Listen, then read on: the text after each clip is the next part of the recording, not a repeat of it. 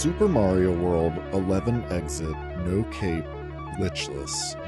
It's one of the most sought-after runs in what is one of the most popular 2D platformers of all time. With over 200 runs, only about half of the runners have broken a sub-12 time, and only 4 top-level runners have been able to break a sub-11. Holding a record in this category is one of gaming's biggest accomplishments.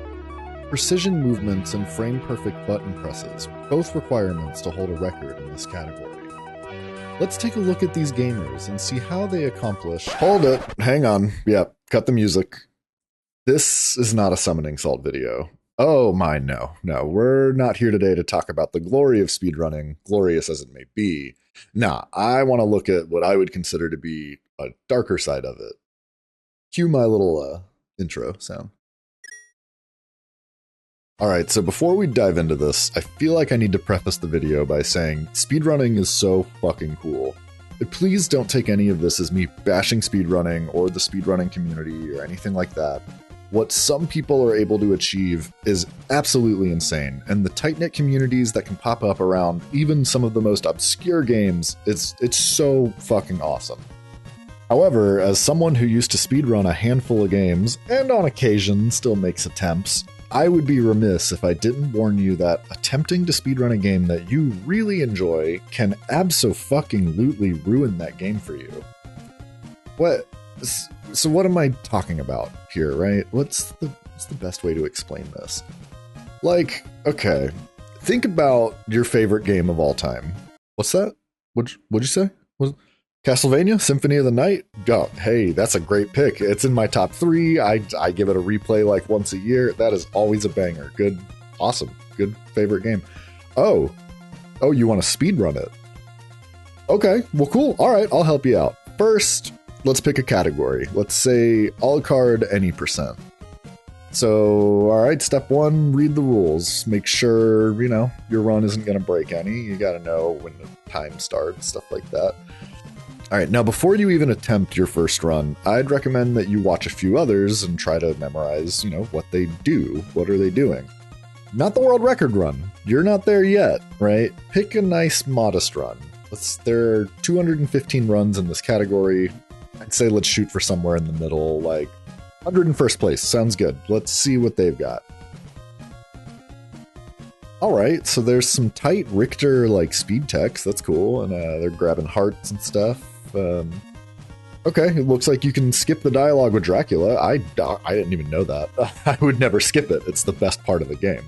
Okay, so this is a fun strategy for Dracula. They're doing a lot of Hydro Storm. It looks like they're alternating between the perfume bottle and the Holy Cross, so it won't despawn. That's interesting. Naturally, yeah, it makes sense. You gotta beat Dracula without taking damage. That'll make you start with better stats as a la carte. Alright, on to the a la carte section. Looks like a lot of backdashing. That's cool. Some very precise movements. Taking some hits from a dog here. I'm sure that's intentional. Probably setting up a death skip, you keep the a la carte gear. Oh, that is some fast menuing. I didn't even see what they did there. Did they use a neutron bomb? Oh, that's neat. I have never seen that way to skip death. That's cool. All right, that's very interesting. Way faster. Okay, before we even continue, this looks badass.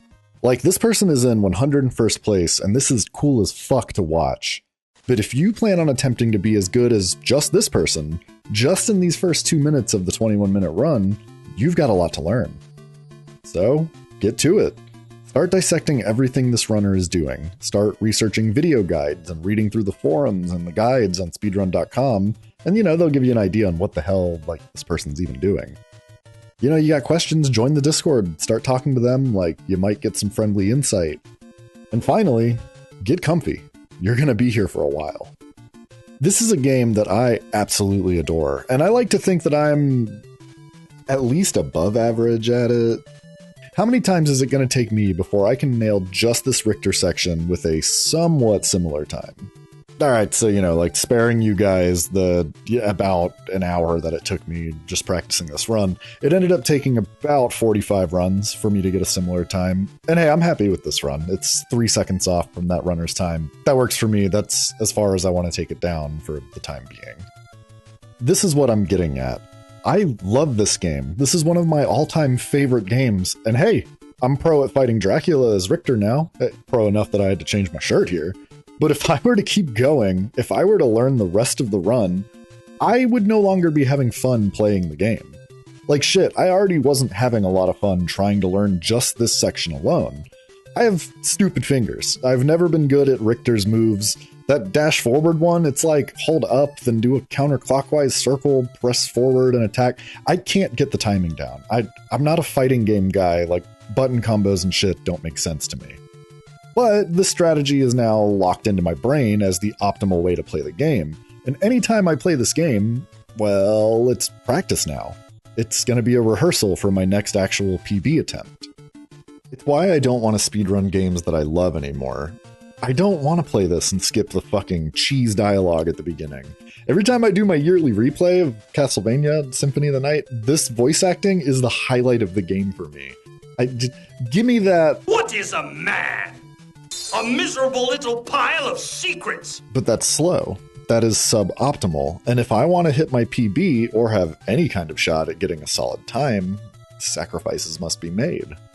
It's no longer a game. It's no longer a thing for your enjoyment. It's now a gauntlet of memorization, precise button presses, and just constant optimizations.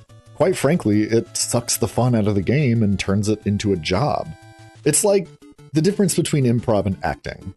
I'm no longer yes-anding or exploring different ways to go about my task. Instead, I'm vocalizing a script that I've just rehearsed over and over and over until I could nail it just right. You might have to go off script a little, like if you mess something up on a run, so a little improv is necessary, but it needs to stick to the script as closely as possible to make your run worthwhile. So, why do it? Where's the fun in this? I mean, guys, the fun comes from nailing a run. Don't get me wrong, it feels fucking good to get a PB. Like, so good. Learning a game and setting your first few times feels great. You're seeing improvement, and you now have like a tangible goalpost to show what areas you need to improve on. And like really grinding away at a game until you get to a point where you're nearing the world record and, only shaving like 1 to 2 seconds off your personal best becomes a huge accomplishment. I mean, dude, it's euphoric. It feels euphoric. Like, look and listen to these reactions from a younger little me when I was like setting PBs in different games. Yes, yes. New record, baby. Fuck yeah. Fuck yeah. Oh. Fuck yeah. Sub 8. God damn. Yeah, dude, you can't fake reactions like that. It just feels so good. And damn, dude, like sidebar, but I was a little cutie in my 20s. What happened? Why am I stuck in a cat girl avatar now in my 30s? That's crazy. But honestly, yeah, the fun of speedrunning comes from these moments. It makes that grind worthwhile. But it's a grind, man. It eats you alive. As a viewer, you're seeing the accomplishments, not the hours and hours and days and months and years of practice that make these runs possible. Unless, you like watch streamers doing attempts live and you're in their streams at all times, but like then I guess you partake in the grind with them. But the point still stands. As a runner, that's why it ruins games that you love. I can't pick up Super Mario World anymore and just play it. I want to, but it feels wrong if I don't follow my practice paths. If it wasn't obvious from the Summoning Salt intro, I used to run 11 exit no cape glitchless. And hey, my time's still respectable, I think at least. Like, I've moved down the leaderboard as new runners, hit the scene and are better than me. But I'm still only like 35 seconds away from the world record. I'm happy with that. But because I've practiced that run so many times, trying to perfect it and get my time that low, like, it just feels wrong to try to play the game any other way. If I go left and I do Yoshi's Island 1 instead of starting with Yoshi's Island 2, my eyes start to twitch. I feel gross. If I beat Donut Plains 1 the correct way instead of the secret exit to start setting up Star World, I feel lost and physically ill. Of course, that's a huge exaggeration, but I don't know other levels front to back like I do with the 11 that I've practiced hundreds or thousands of times. Those are now my comfort zone, and anything out of them feels weird and wrong. I don't know the fastest way to do them, but that now comes natural for the levels that I have practiced, so it feels like gross to go slow in a game that I am so fast at. It's why I would recommend against speedrunning games that you love. Now, like, Super Mario World has such a warm place in my cold, dead little heart. I didn't have a Super Nintendo as a youngin'. We only had an NES and a Sega Genesis at home. And Mario 3 was my favorite game that we had, but man, my grandma had a Super Nintendo at her house, and she'd like bought it for us for when kids come over to her house, whatever. She had a copy of Super Mario World. Anytime it was a holiday and we were going to grandma's house, I knew that's where my little ass would be planted. Right there in front of that little 15-inch Zenith, exploring this beautiful game with childlike wonder and amazement. The other cousins and shit that had been at the house some days I wasn't there, they've deleted my file from last time, and I'm gonna have to start over again. But maybe I would get further this time.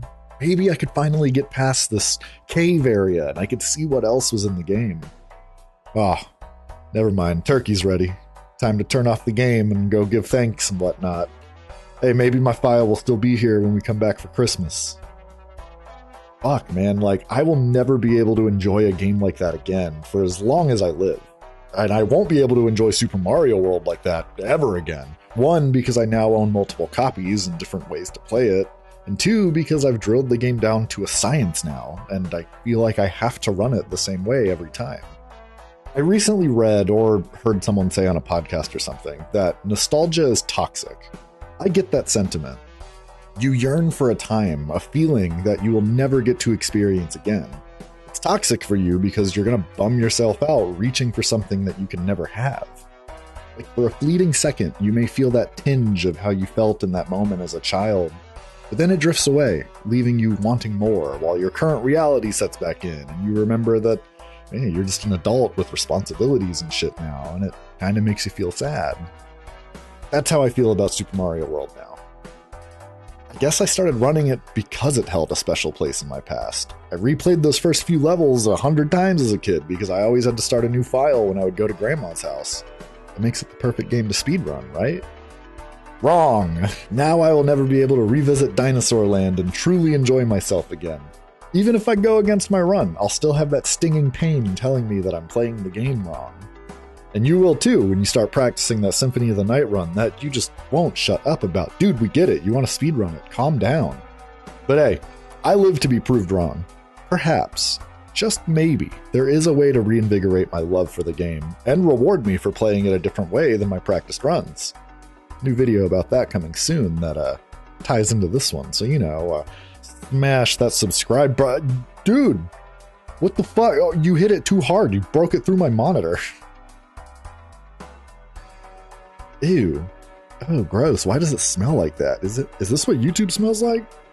Well, I guess that tracks, actually. I don't know. That's my take on speedrunning. Again, it's one of my favorite things, and I love watching runners do the impossible. It just maybe is not for me on some games. Games that I have a deep attachment to. Tell me that it's a bad take in the comments, and hey, maybe I'll see you in the next one.